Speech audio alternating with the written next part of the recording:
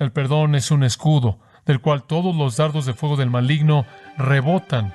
El perdón es la imagen de Dios, el Padre perdonador, y la extensión del reino de Cristo en el mundo.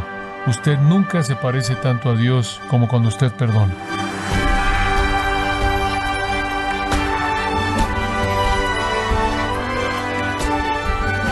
Le saluda su anfitrión Miguel Contreras, dándole la bienvenida a esta edición de Gracia a Vosotros con el pastor John MacArthur. El poeta inglés Alexander Pope escribió «Errar es humano, perdonar es divino». Lo escribió hace más de 300 años, una verdad atemporal y bíblica, la cual todavía es relevante. ¿Con cuánta frecuencia practica usted perdonar a los demás? ¿O qué tan rápido es para perdonar cuando es ofendido por otros?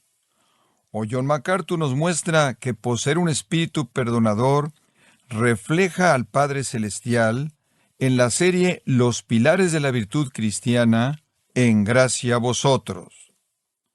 Hay otro componente muy necesario en la vida de la Iglesia.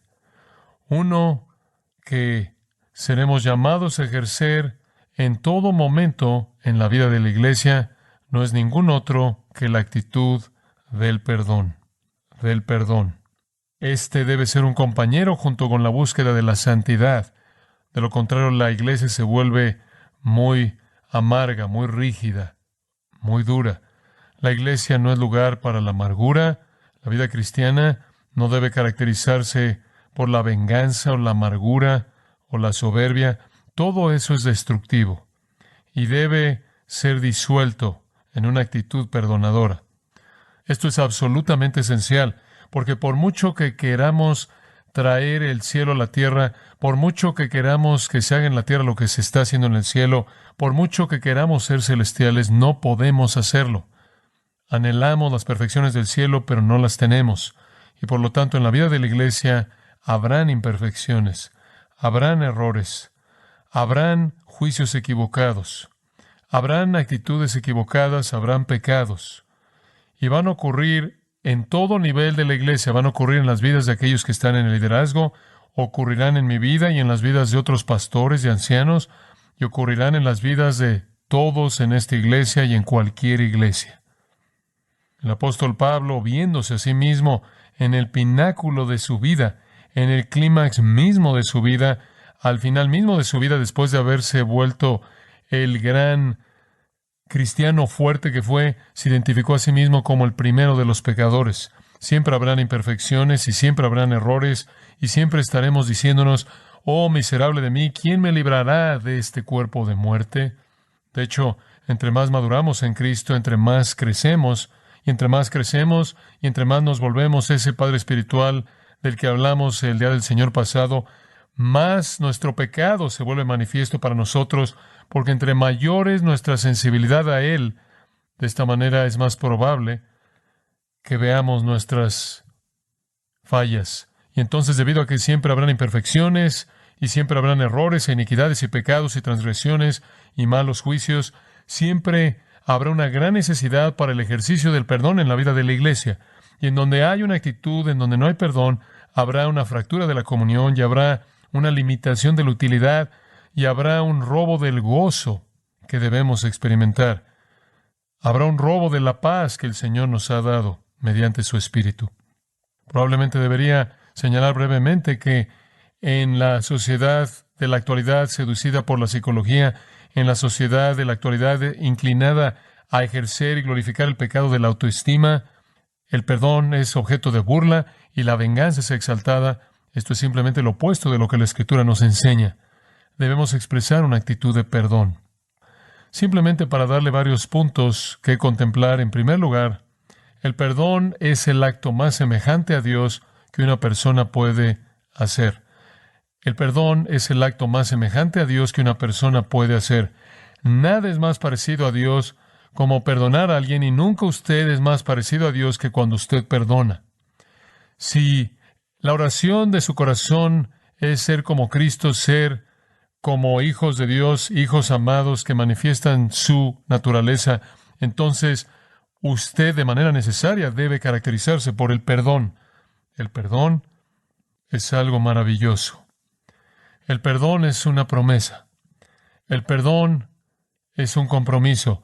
El perdón es una afirmación de amor inmerecido que no se ha ganado, que dice, no importa lo que has hecho, no hay enojo, no importa lo que has hecho, no hay odio, no importa lo que has hecho, no hay deseo de venganza, no importa lo que has hecho, nunca habrá venganza alguna. Paso por alto esa transgresión de manera total. No te hago responsable, no te culpo, no siento compasión hacia mí porque he sido ofendido, sino que más bien paso por alto esa transgresión de manera total y extiendo mi amor hacia ti de manera completa. Eso es perdón. Y eso es semejante a Dios. Recordando eso, regresamos a Éxodo capítulo 34. En Éxodo capítulo 34 leemos esto, en los versículos 6 y 7. Después Jehová pasó enfrente de él, esto es enfrente de Moisés, quien había pedido, recordará usted, ver su gloria. Y el Señor se está identificando a sí mismo aquí, conforme pasa frente a Moisés y permite que una pequeña parte de su gloria sea manifestada.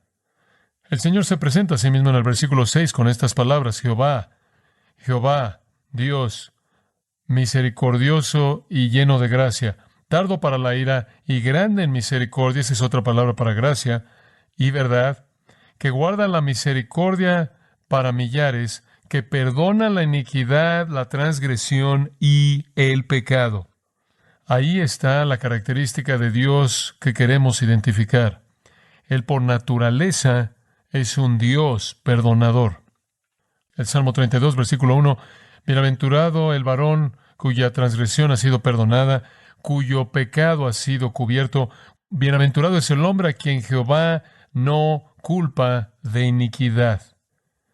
El Salmo 85 expresa aún más el corazón perdonador de Dios cuando dice en los versículos 2 y 3, tú perdonaste la iniquidad de tu pueblo, tú cubriste todo su pecado, tú contuviste toda tu furia, tú te volviste del enojo de tu ira.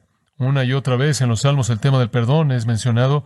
Otro que vale la pena señalar está en el Salmo 130 y versículo 4. Pero hay perdón contigo para que tú seas temido. Temido significa adorado, tratado con asombro y respeto y honor. Dios gana adoración de aquellos a quienes Él perdona con tanta gracia. Jesús enseñó muchas parábolas. Cuando venimos, claro, al Nuevo Testamento, dominan gran parte de su enseñanza. Ninguna de esas parábolas es tan bien conocida quizás como la que llamamos la parábola del Hijo Pródigo. Es de hecho no la parábola del Hijo Pródigo, es la parábola del Padre Perdonador. Ese sería un mejor título para ella, creo yo. Es la más conocida de todas las historias registrada en Lucas 15, en donde Dios es visto como un padre quien perdona de manera total a un hijo inmerecedor e indigno. El hijo en esa parábola no era diferente de muchos hijos, avaro, centrado en sí mismo, ansioso por poner sus manos en la riqueza que no se había ganado, insensato, desperdició el dinero en una vida disoluta, con aquellos que por cierto lo explotaron y lo dejaron en la miseria cuando se le acabó el dinero, llegando lentamente a sus sentidos, muriéndose de hambre, comiendo comida de cerdos. Él estaba en una condición que realmente reflejaba su vida y se dijo a sí mismo, los siervos de mi padre viven mucho mejor que yo, me voy a ir a casa. Él realmente no esperaba perdón, de hecho fue lo último que él esperaba. Él dijo, simplemente me voy a ir a casa, voy a ser un esclavo, simplemente para aprovechar la oportunidad de decir que he sido un vago, qué hijo tan terrible he sido. No espero ser un hijo, pero voy a regresar y voy a preguntar si tan solo puedo ser un esclavo. Lo único que quiero es un techo sobre mi cabeza. Lo único que quiero es un pedazo de alimento decente que comer, algo mejor de lo que los cerdos comen. Y él comenzó camino de regreso. Cuando él llega cerca de la casa de su padre, Jesús nos enseña lo que significa perdonar. Porque ¿qué hace el Padre?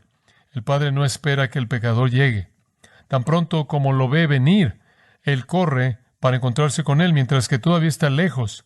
El Padre corre. Cuando él comienza a abrir su boca y hablar, antes de que él incluso pueda decir la L de lo siento, Antes de que pueda pronunciar una oración de su boca, el padre lo abraza y comienza a besarlo, llamarlo, pide que sea vestido de la mejor manera, que se le coloque un anillo, organiza un festival, una fiesta, una celebración, que cocinen la mejor comida que alguien jamás podría imaginarse, que preparen la música, llamen a los amigos. Esa es la naturaleza generosa del perdón.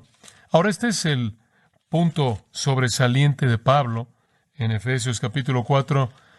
Vamos ahí, si es tan amable, Efesios capítulo 4 y versículo 32.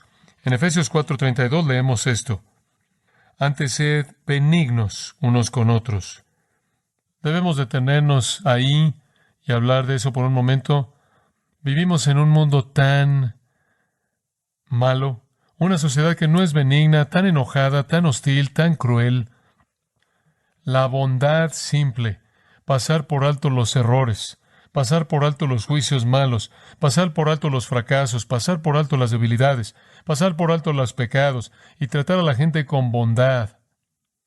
Pasar por alto el egoísmo, el estar centrados en uno mismo, el egoísmo, el hacer lo que uno quiere y las expectativas de uno, y simplemente ser amable, sea que la gente se conforma a todos sus supuestos estándares o no.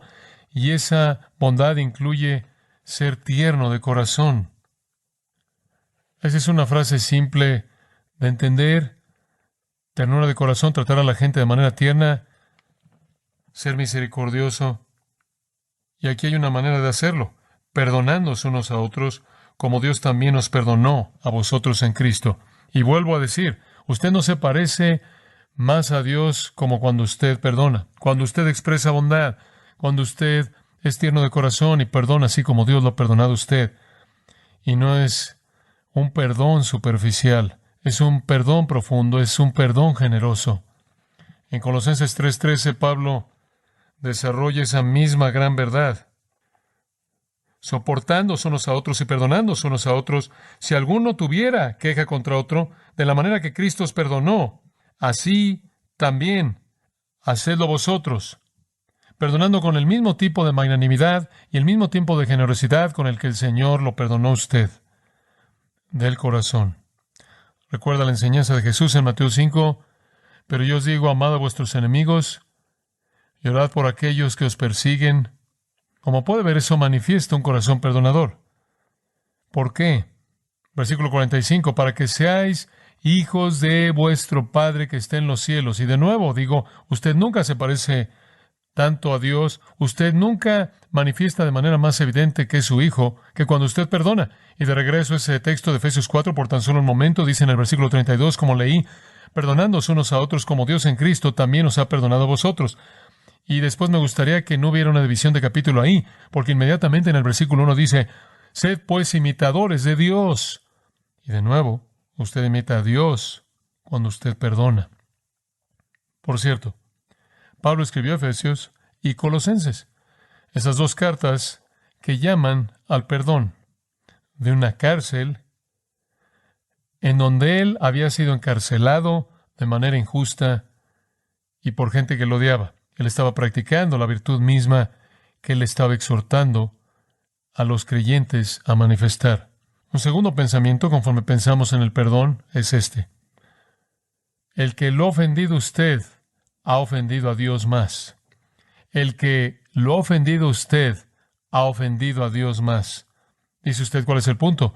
El punto es que si Dios puede perdonar cuando Él ha recibido la ofensa mayor, ¿no puede usted perdonar quien ha recibido la menor? Dice usted, ¿qué quieres decir con eso? Lo que quiero decir es lo que es indicado de manera clara en el Salmo 51. El Salmo 51 fue escrito por David, como lo fue el Salmo 32, ambos en el momento en el que David estaba abrumado por el peso de la iniquidad de su pecado con Betsabé y la muerte de su marido Urías. Y en medio de su penitencia, él escribió el Salmo 32 y el 51. Pero en el Salmo 51 y versículo 4, él presenta este punto tan importante acerca de su pecado. Recuerde ahora, él había violado a Betsabé al involucrarse en una relación sexual con ella. Él había violado a Urías al asegurarse de que Urías fuera colocado en una posición en el campo de batalla para que él perdiera su vida. Entonces, era culpable de adulterio y era culpable de homicidio. Él ciertamente había pecado contra esas personas, Pero observen el versículo 4, lo que él dice en esta oración. En el versículo 3 él dice, conozco mis transgresiones y mi pecado está siempre delante de mí. Contra ti solo he pecado. Cuando usted realmente ve el pecado, usted debe estar de acuerdo en que el pecado es primordialmente en contra de Dios, porque Dios es el estándar santo cuya ley es la que violamos. Contra ti, y solo contra ti, he pecado. Aunque nos parecería un pecado serio contra Betsabé y un pecado serio contra Urías, realmente es una infracción no tan seria en contra de ellos y una infracción seria en contra de Dios mismo. Salmo 41:4 también atribuido a David, en cuanto a mí, yo dije, oh Jehová, sé misericordioso hacia mí, sana mi alma porque he pecado contra ti. Escuche, Dios es perfectamente santo, 3 veces santo, santo, santo, santo. Él es de ojos más puros como para ver la maldad y no puede ver la iniquidad, no puede tolerar el pecado. Él menosprecia el pecado, él odia el pecado. Y mientras que él es perdonador, habrá un fin a su paciencia y él no va a tolerar el pecado para siempre. Vendrá un tiempo de juicio y justicia, él dice desde Éxodo 34, versículo 7 eso, al mismo tiempo que Dios es perdonador. Hay un fin para su perdón porque en últimas su santidad va a estar por encima del lugar donde hay impenitencia. Él es perfectamente santo y en últimas, demanda un castigo justo por el pecado, o del pecador o de un sustituto por el pecador, esto es su Hijo, el Señor Jesucristo. Decir eso es decir que Dios es santo y establece un estándar santo, a tal grado que en últimas los pecadores no perdonados serán condenados a un infierno eterno de castigo. No hay duda acerca de la extensión de la santidad de Dios, y eso en sí mismo hace que su perdón sea aún más asombroso. Dios entonces, quien es el más santo, Dios quien es el más ofendido de manera suprema, perdona. Nosotros, que somos no santos, ¿no perdonaremos? ¿Qué es esto? ¿Algún tipo de complejo de Dios que la gente tiene que no quiere perdonar? De hecho lo es. Usted tiene una opinión elevada de sí mismo. Si usted no perdona, usted se ha exaltado a sí mismo a un estándar más elevado que Dios. Ahora, permítame añadir como un comentario al margen en este punto. Yo creo que de corazón debemos perdonar todas las ofensas todo el tiempo. Mis enemigos y aquellos que me persiguen y me odian probablemente no me van a pedir que los perdone. Sin embargo, Jesús dijo, amad a vuestros enemigos y haced bien a ellos. Y eso manifiesta una actitud de perdón. Y van a haber cristianos que lo ofenden a usted y a mí. Van a haber cristianos que están amargados y llenos de venganza y quieren vengarse. Y van a hacer cosas que nos lastiman porque han sido lastimados por nosotros o imaginan que así ha sido. Y realmente creo que de corazón es esencial que les extendamos una bondad, una ternura de corazón y un amor perdonador con el entendimiento de que nunca puede haber una restauración de la relación hasta que haya un arrepentimiento real por parte de ellos. La relación no puede ser lo que debería ser hasta que haya una búsqueda real por parte de ellos de esa restauración mediante el perdón. Pero permítame decirle algo. Usted no puede esperar eso en toda situación. Digo, véalo en su propio hogar, véalo en su propio matrimonio, véalo en su propia familia. ¿Acaso simplemente va a acumular una lista larga de iniquidades que alguien pudo haber cometido o ofensas que pudieron haber cometido y no han venido y no las han confesado todas y han rogado por perdón por cada una de ellas? ¿Simplemente va a acumular eso y va a acumular eso y acumular eso? No creo. Creo que en la magnanimidad de su amor, usted pasa por alto esas cosas. El amor cubrirá, ¿qué? Multitud de pecados. Podría haber una brecha en esa relación hasta que el perdón se busque. Pero de corazón ese perdón tiene que ser ofrecido, promovido. De lo contrario, acumulará amargura. Somos algo secundario al pecado. El pecado no es primordialmente contra nosotros, es contra Dios. Y Dios lo perdona en sus hijos. ¿Y nosotros no lo haremos? El que es más ofendido perdona de manera libre y nosotros no lo haremos. Otro punto que quiero presentar, y es este. El que no perdona no será perdonado. El que no perdona no será perdonado. Dice usted, ¿qué quieres decir con eso? ¿Estás hablando del hecho de que vamos a morir e ir al infierno? No. En el panorama general, todos sus pecados son perdonados si su fe está en Jesucristo. No estamos hablando de aquello que tiene que ver con su destino eterno. Estamos hablando de aquello que tiene que ver con su gozo, su paz, su utilidad, su comunión. Estamos hablando de lo que Jesús habló con Pedro cuando Pedro dijo, quiero un baño, y el Señor dijo, ya fuiste bañado, solo necesitas que tus pies sean limpiados. No es cuestión de que estés limpio, estás limpio. Simplemente tienes algo de suciedad en tus pies que hace que seas alguien que no está listo para sentarte en la mesa con nosotros.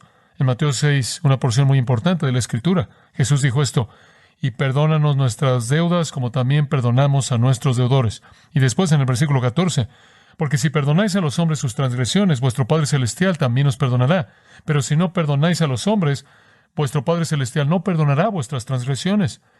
Eso presenta el punto de manera tan clara como podría ser presentado. Dios lo va a perdonar a usted si usted perdona a otros. El perdón eterno, eso está cerrado. Tenemos eso en nuestra justificación y eso cierra el asunto de la bendición futura. Pero el perdón temporal, en lugar del perdón eterno, el perdón temporal lo necesitamos en nuestra santificación y eso cierra el asunto de la bendición presente. ¿Entiende usted la diferencia? El perdón eterno lo tenemos en nuestra justificación. Eso se encarga del asunto de la bendición futura. El perdón temporal lo tenemos y lo necesitamos en nuestra santificación. Se encarga del asunto de la bendición presente.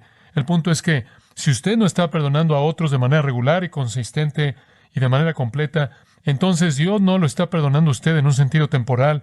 Y si no está siendo perdonado en un sentido temporal, varias cosas van a pasar. Usted va a perder bendición y usted va a estar bajo disciplina.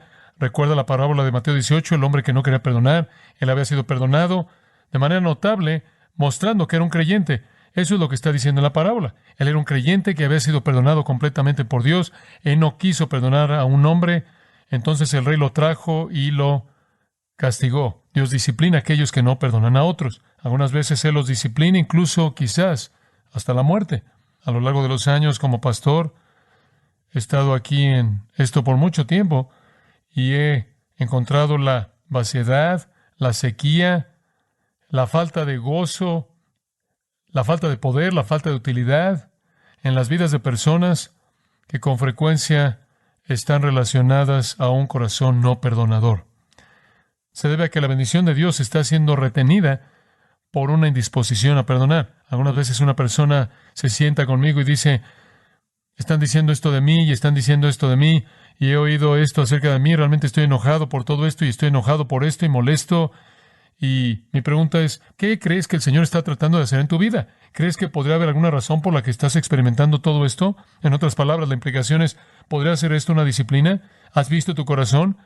Lo que oigo que está saliendo de tu corazón es enojo y lo que oigo que está saliendo de tu corazón es amargura. Y quizás es la falta de perdón que está causando que se incrementen todas estas pruebas.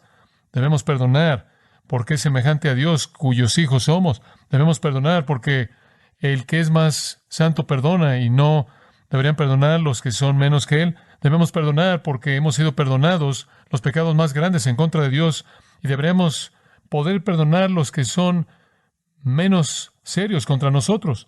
Debemos perdonar porque no perdonar es perder comunión y el amor de los hermanos y es ser disciplinado y además, si no perdonamos, realmente no estamos en una condición para venir a la mesa del Señor. No somos aptos para adorar. En el mismo Sermón del Monte, en donde Jesús nos enseñó a orar, incluyó la idea del perdón. De regreso a un capítulo atrás, en Mateo 5, Él dijo esto en los versículos 23 y 24.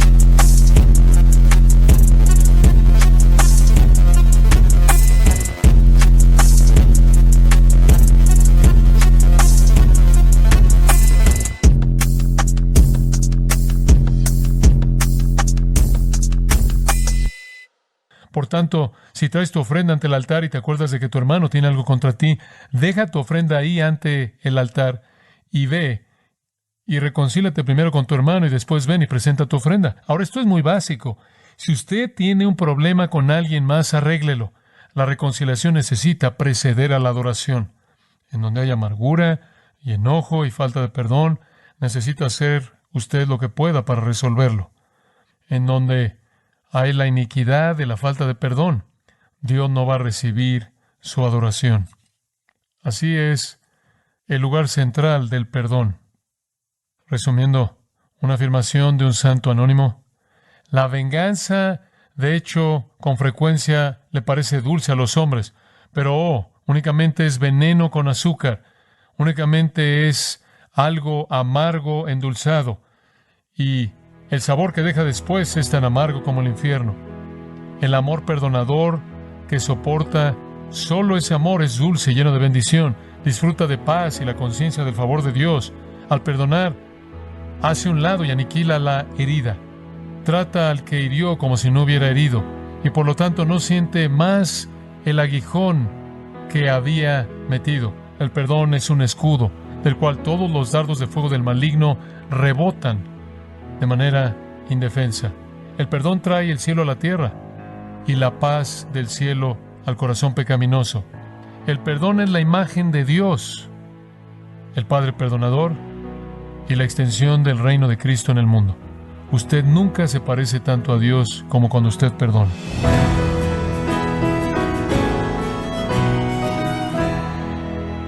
MacArthur nos recordó que el perdón es vital para nuestro crecimiento espiritual, pero no crece automáticamente. Entonces debemos cultivarlo. Es la serie Los Pilares de la Virtud Cristiana, en gracia a vosotros.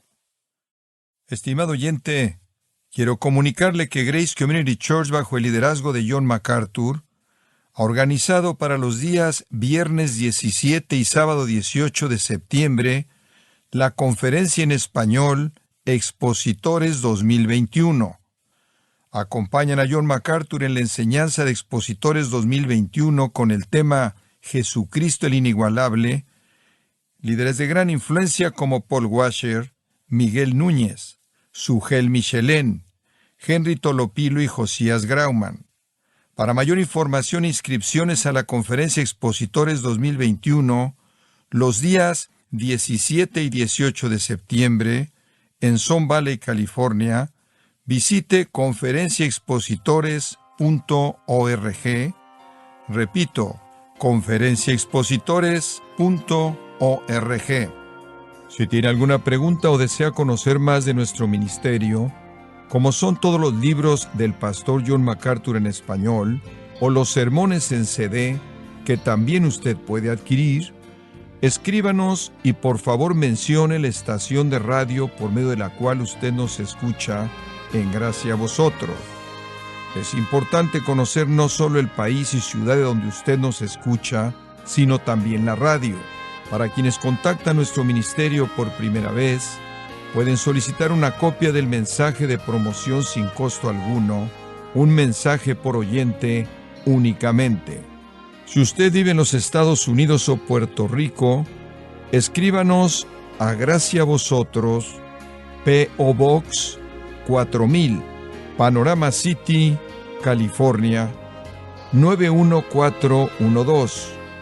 O puede escribirnos a través del siguiente correo electrónico: radio@gracia.org. Y queremos agradecerle desde el fondo de nuestro corazón su tiempo y sintonía, y en nombre de John MacArthur y del personal de este organismo, invitarle para que nos acompañe en la próxima edición y así juntos continuar desatando la verdad de Dios un versículo a la vez, en gracia a vosotros.